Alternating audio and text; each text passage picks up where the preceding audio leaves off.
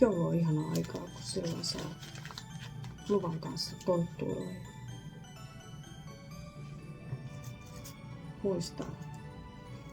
muistaa lähimmäisiä pienillä lahjoilla ja tuoda sellainen hyvää mieltä. Ihana jouluaika.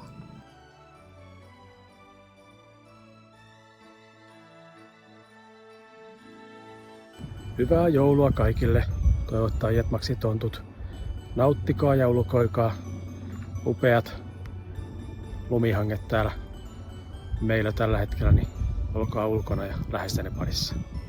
Moi moi!